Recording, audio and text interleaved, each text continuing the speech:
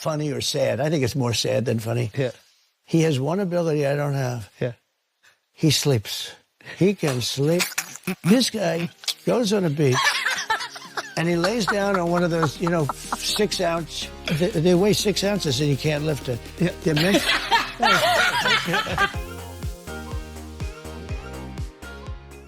A lot of people think that a presidential election, yes, is about policy and it's about platforms and it's about competence. It's about experience. It's about resume. It's about all that stuff. But oftentimes it boils down to personality. You hear it said in shorthand, he's a guy I want to have a beer with, or a gal, I suppose, I want to have a beer with.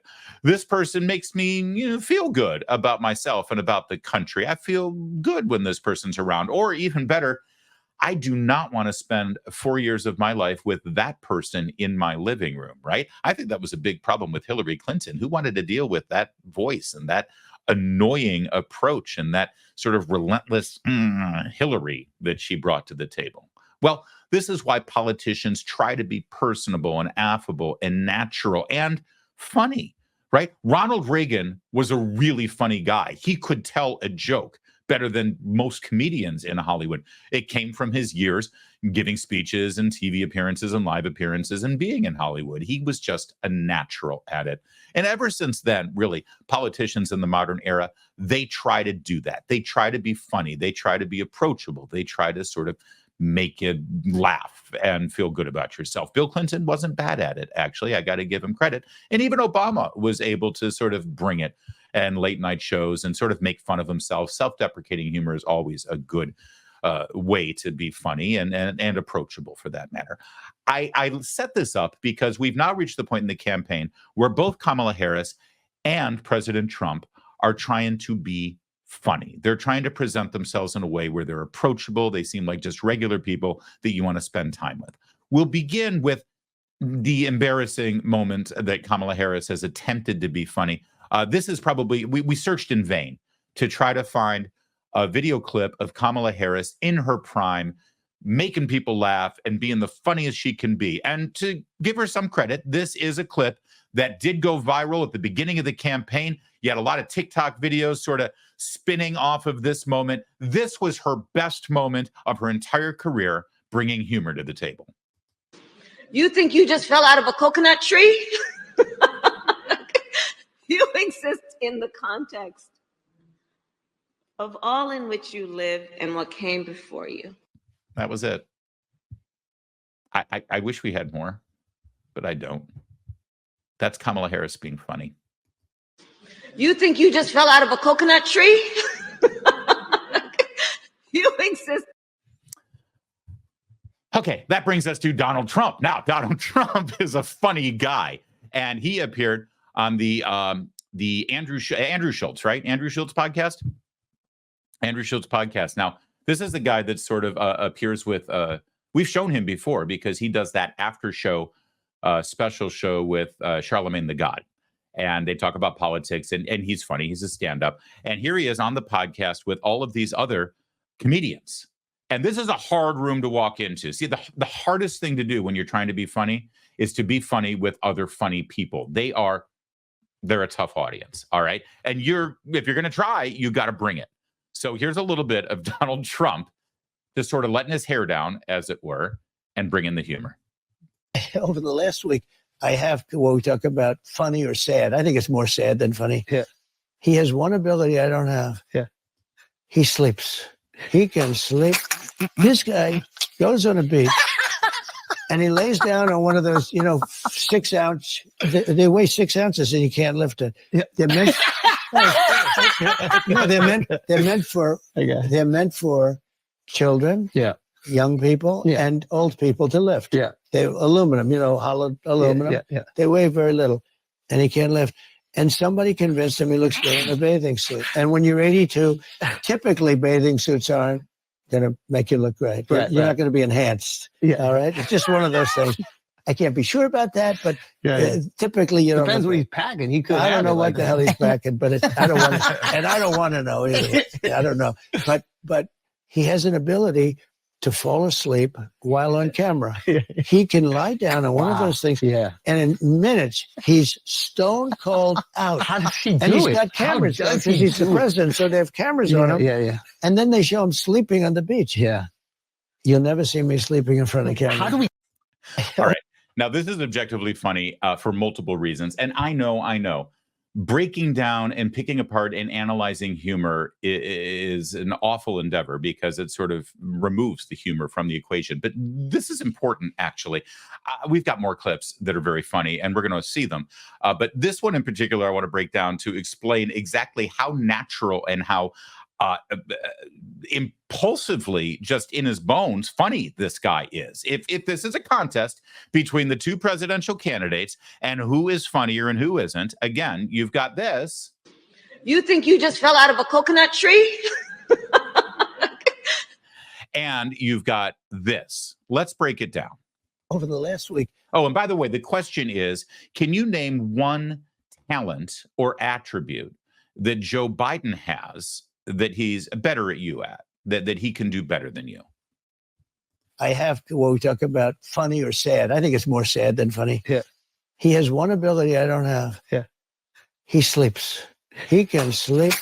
This guy goes on a beach and he lays down on one of those, 6 ounce, they weigh 6 ounces and you can't lift it. All right. Now, the first thing is funny because it's he's trying to give a compliment to Joe Biden, but obviously it's an incredible insult, and he's pointing out the fact that he's mentally and physically disabled. But then he immediately starts riffing on the chair, which is this is why this is funny. When you see Joe Biden sleeping on the beach, and there's constantly these shots of him sleeping on the beach, there's a lot to look at. There's a lot to point out. But this is such an obscure detail that Trump has decided to seize on, and he does this riff on the chair and the size of the chair and who the chair was meant for, and he can barely lift the chair, and that's funny. See, that's like Seinfeld-esque kind of humor where you can find humor in these small details that everybody sort of, oh, now that you mention it, yes, that is hilarious, but you never really mention it. That takes a keen eye for humor and observational humor in particular. Yeah, they're meant. No, they're meant for children, young people, and old people to lift. Yeah. They're aluminum, hollowed aluminum. Yeah. They weigh very little, and he can't lift. And somebody convinced him he looks good in a bathing suit. And when you're 82, typically bathing suits aren't going to make you look great. Right. Now, that is beautiful, understated, dry humor, a fine use of language. Typically, when you're 82, a bathing suit is not going to make it, look great. That's funny. That is a funny delivery and a funny use of the language. You're not going to be enhanced. You're not going to be enhanced when you're 82 and you're in a bathing suit. No, I'm sorry. The delivery. Look at how he says, and I stepped on it, and I'm sorry. Watch how he says enhanced. 82, typically bathing suits aren't going to make you look great. You're not going to be enhanced. Yeah. You're not going to be enhanced. That's that Queens thing, too. This is just, dude, I'm sorry. You cannot deny that this is funny. It's just one of those things. I can't be sure about that, but typically you don't. Depends what he's packing. He could. I don't know what the hell he's packing, but I don't want to, and I don't want to know either. All right, so now that's funny because he didn't know that Schulz was going to throw that out there, right? And he immediately was able to react. And I don't know what he's packing, and I don't know if I want to know. That's good. That is improv. Again, stuff that Kamala just can't do. I don't know, but he has an ability to fall asleep while on camera. He can lie down on one of those things, and in minutes, he's stone cold out. How does he do it? And he's got cameras because he's the president, so they have cameras on him. Yeah. And then they show him sleeping on the beach. Yeah. You'll never see me sleeping in front of camera. How do we?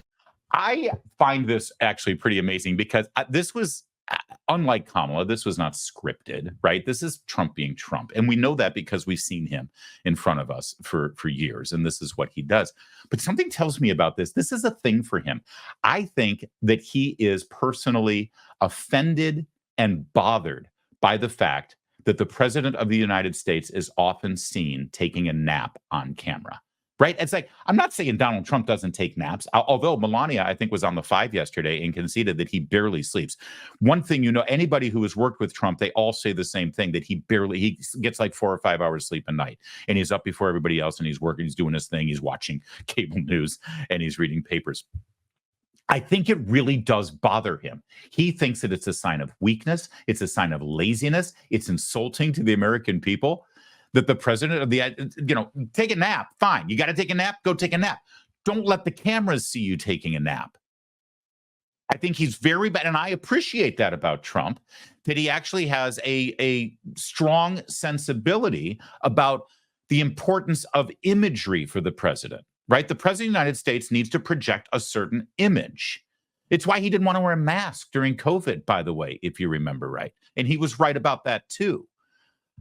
So I love the fact that this is clearly something that bothers him. He's given it a lot of thought to, and now he's turned it into 1 minute of comedy gold. All right, a little bit more here. Trump being Trump and just rolling with these comedians on the Andrew Schulz podcast, and it's good stuff. I promise I'm not going to break down every joke and analyze it like a proctologist exam.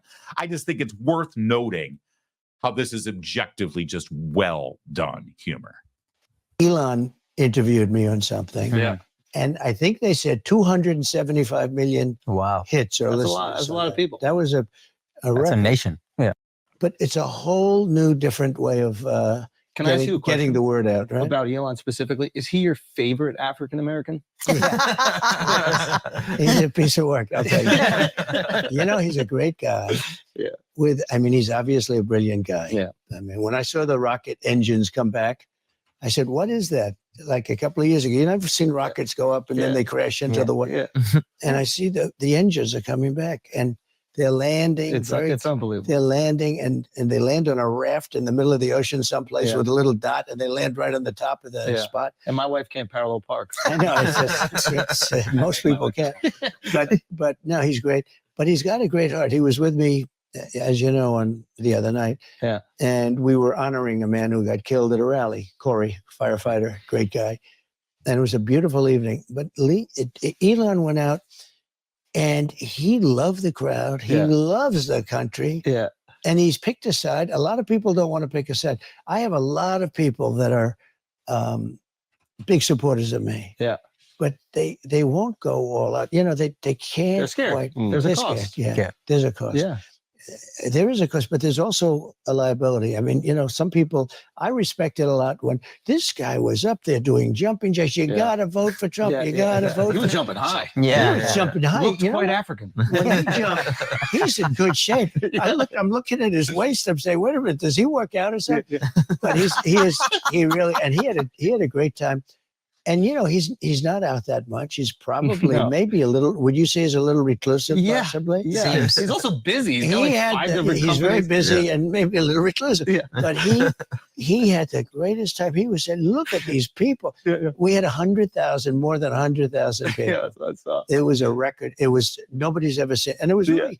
It was a celebration of a life, and it was really a MAGA. It was a MAGA deal. Yeah.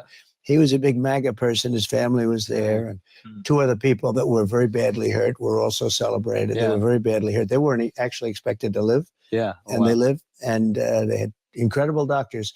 Some of those country doctors are better than the big doctors that we spend a lot of money on. And they don't do as good. I will tell you right now. I don't want to knock anybody, but those country doctors saved two people because I was told that 3 would. No, think of that. 3 would be in trouble. And 3 were going to, now Corey immediately, but the other 2 were so bad that they thought they wouldn't make it. Yeah. And those country doctors, they pulled them together. They did. Again, it's just, he's telling the story. Again, it's the art of telling a story. And he throws in all of these little nuances and all of these little details. And I play this, by the way, juxtaposed against, I'm sure you've seen clips of the pitiful performance that Kamala Harris gave on the Stephen Colbert show. We've got 1 or 2 little clips on that, but it was just so bad. And it's so bad. And let me tell you something, on Andrew Schulz podcast, not only is it funnier, but I assure you more people saw Donald Trump on this podcast, on this show, and enjoyed that performance than the handful of people who are still watching the Stephen Colbert show. And even more important, this show has a broad appeal. The Andrew Schulz podcast, they don't often talk about politics. They do, but they don't talk about it in a partisan MSNBC kind of way.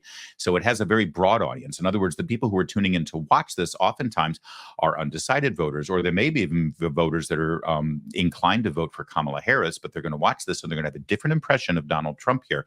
They're going to say, now they may not vote for him, but they're going to have a different impression of him. But those undecided voters who are maybe just now starting to think about the campaign and starting to think about politics, they're tuning in. in and they're going to say, hey, this is the guy they keep telling me is Hitler. He's not Hitler. He's funny, right? That's powerful. Juxtapose that with Stephen Colbert. Kamala Harris decides she wants to go on the Stephen Colbert show, right? Stephen Colbert is no longer a late night comedy talk show. That show is a political show. It might as well be on MSNBC. It's kind of ironic. Greg Gutfeld is on Fox News, which is a cable news channel, and his show has less politics and less news in it and more entertainment than Stephen Colbert's comedy show does on a regular television network, right? He has changed that show over the last 8 years into nothing more than left-wing group therapy with a monologue. Even when he has a guest not in the political world, but like a movie star or something, they end up talking about politics. So he has transformed his late night comedy show in such a way that the only people who are left watching the late show with Stephen Colbert are partisan political types who agree with him. He's preaching to the choir every night. He doesn't have a broad reach with his audience. Andrew Schulz does. So even if Kamala Harris goes on there and is treated with kid gloves and does all this scripted, non-funny stuff, the people who are seeing it are the people who are already going to vote for her. Trump, on the other hand, actually reached people with this, reached voters with this, undecided voters. Do it. But in terms of national security, so the one guy has 6 phones, lots of messages to people. Who are those people he's calling when he's hiding behind a bush? So if you had to guess, I'm sure obviously you've thought about this a lot. It's an assassination attempt. If you had to guess, who do you think is responsible? These are great questions. What the hell? I don't get these questions from the fake news. Yeah. Rosie O'Donnell's been asking like this. Deface the Nation. They have the woman of Brennan. She's on Deface the Nation. She was terrible with the way she handled J.D. Vance, who did a great job the other night. He did do a great job. But I don't get questions like that. Did you ever hear of the show Deface? Ladies and gentlemen, it's Donald Trump on Deface the Nation. It's called Face the Nation. They hate me. No, they spend millions of dollars. They would name a show that? Oh, I see. You didn't hear of it. That's good. They spend millions of dollars on the name CBS. Yeah. And then I come along and I say it's Face the Nation. Yeah. Or Meet the Fake Press. Yeah. Meet the press. You're good at this. I say Meet the Fake Press. Yeah. And they spend all this money, and then I say it once, and it goes to millions of people. Yeah. But no, they are fake. But some of these questions are much better. Well, thank you. I appreciate that. I'm honored. Much better. You still haven't answered, though. That was the best dodge of the question. That's your second best dodge in your life. You almost charmed us out of I'm it. trying to get out of it. All right, fair enough. Well, look, if you look at assassinations or attempts, first of all, you realize I'm in a very dangerous business. Yeah. Okay. Yeah. Because 1/10, think of this, 1/10 of 1% of auto races die. Yep.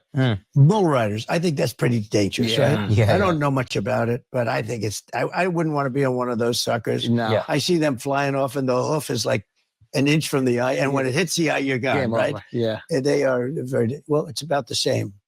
1/10 of 1%. Yeah. And other things, it's never much more than that. That's sort of maxed out, I think. Yeah. Race car drivers, bull riders, I think that's pretty much tough. Yeah. UFC fighters, it's none. Mhm. I don't think anyone's ever actually. Not in UFC, in MMA or boxing. Maybe. Unfortunately, It there must was be. those tragic events. Yeah. Amazingly, boxers die a lot. But UFC, Dana tells me it's a safe sport. I say, to me, it's much rougher. But, it's pretty amazing. They've never, in UFC, they've never lost. And they run a great operation. Nobody's died. But with presidents, it's like a substantial percentage. Way higher than we When realized. you look at Lincoln and Kennedy and this and that. I mean, Attempts, you go Reagan. through McKinley. Yep. Garfield. You look at a lot of people. I'm in a very dangerous business. profession. Yeah. Yeah. I call it a profession. Yes. Yeah. I'm I a like dangerous profession. I like that. I'm sitting with you guys. You have a very nice, safe life. Me? Yeah. So no, if you said 5%. I think he called us soft. No, Yeah, but think I'm fine of with it. Yeah, but think of it, 5%. Yeah. That's a lot. That's Yeah, high. That's a lot. I And think even the attempts is something like Attempts? 25%. Yeah. Of attempts presidents have is had getting attempt. into really It's crazy. numbers. So people don't think of that. You run and you see, and then you win, and you're. Do Okay, it. so again, and listen, I like this clip, and I want you to know why we focused on this one, because think about this. This is a guy who's had to deal with 2 assassination attempts in the last, 3 months now. Asked a question about that, ask a question about, who do you think attempted to kill you? Who do you think did this? Who do you think's behind it? And all this stuff. And the humanity that he brings to the table in this conversation, that he has clearly thought about this.